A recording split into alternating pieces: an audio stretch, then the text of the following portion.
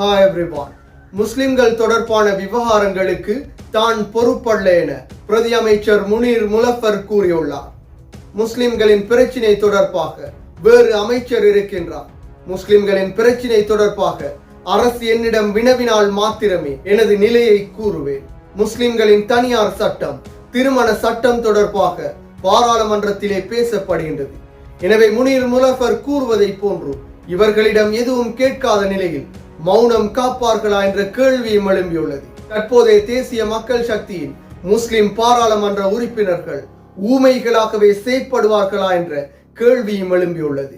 இனவாதத்தை முழுமையாக இல்லாமல் செய்ய முடியாது. இனவாதத்தை கட்டுப்படுத்த மாத்திரமே முடியும்.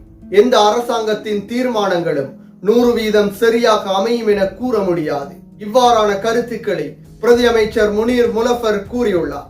இது தொடர்பாக பார்ப்பதற்கு முன்னர் தனியொருமை யூடியூப் சேனலை சப்ஸ்கிரைப் செய்யாதவர்கள் சப்ஸ்கிரைப் செய்து உங்கள் ஆதரவை வழங்குங்கள்.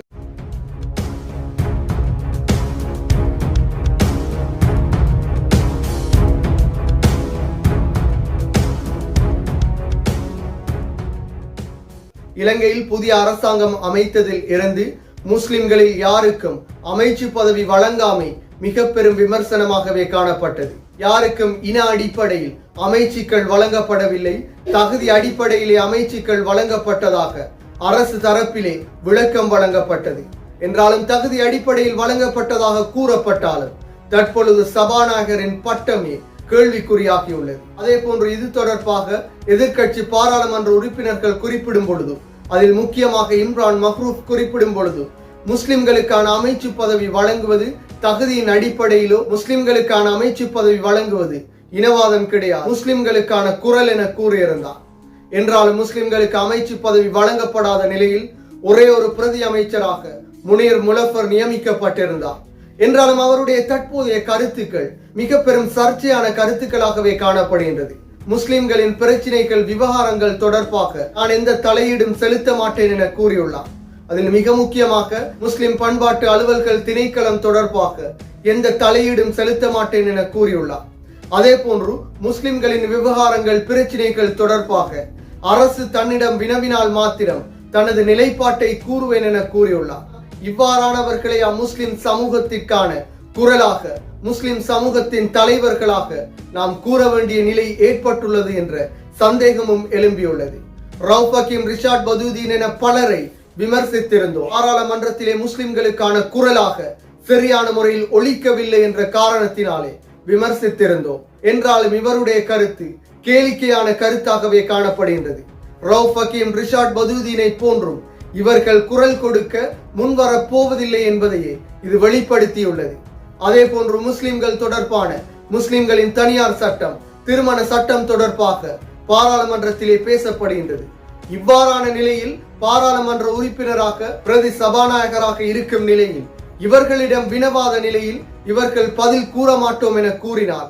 முஸ்லிம்களுக்கு எதிராக சட்டங்கள் நிறைவேற்றப்பட்டாலும் இவர்கள் மௌனமாக இருப்பார்களா என்ற கேள்வியை எழும்பியுள்ளது. அதே போன்று இனவாதத்தை இலங்கையிலிருந்து முழுமையாக ஒழிக்க முடியாது, இனவாதத்தை கட்டுப்படுத்த மாத்திரமே முடியும் என கூறியிருந்தார். என்றாலும் பாராளுமன்ற ஜனாதிபதி தேர்தலுக்கு முன்னர் இனவாதம் முழுமையாக ஒழிக்கப்படும், இனி இலங்கையில் இனவாதம் கிடையாது என கூறியிருந்தனர். தேசிய மக்கள் சக்தியின் பல உறுப்பினர்களும் கூறியிருந்தனர். முதலாவது பாராளுமன்ற உரையிலும் இனவாதத்திற்கு எதிராக புதிய சட்டங்கள் நிறைவேற்றப்படும் என தேசிய மக்கள் சக்தி கூறியிருந்தது. இந்த நிலையில் இவருடைய கருத்துக்கள் விமர்சனத்திற்குரிய கருத்துக்களாகவே காணப்படுகின்றது. அதே போன்று எந்த ஒரு அரசினாலும் 100% சரியாக செயற்பட முடியாது என கூறியுள்ளார். என்றாலும் தற்போதைய ஜனாதிபதி அனுரகுமார திசாநாயக்க குறிப்பிடும் பொழுது, தாங்கள் சரியான முறையில் 100% செயற்படக்கூடியவர்கள், தாங்கள் சரியான முறையில் ஆட்சி செய்யவில்லை என்றால் இதன் பின்னர் யாருமே ஆட்சி செய்ய போவதில்லை என கூறியிருந்தார். இந்த நிலையில் இவர் கூறும் கருத்துக்கள் ஒன்றிற்கு ஒன்று முரணான கருத்துக்களாகவே காணப்படுகின்றது. அதிலும் முஸ்லிம்களுக்காக குரல் கொடுக்கவில்லை என்றால், முஸ்லிம்களின் பிரச்சினைகள் தொடர்பாக குரல் கொடுக்கவில்லை என்றால், ஊமைகளாக மௌனம் காத்தவர்களாக செயற்படுவார்களாக இருந்தால் மிக பெரும் சவாலை முஸ்லிம் சமூகம் எதிர்நோக்கும். இவர்களின் இவ்வாறான கருத்துக்களை பார்க்கும் பொழுது முஸ்லிம் அமைச்சர் ஒருவர் கட்டாயமாக இருந்திருக்க வேண்டும் என்பதை உறுதிப்படுத்துகின்றது. அமைச்சர்களின் தீர்மானங்களே பாராளுமன்றத்தில் முன்வைக்கப்படும்.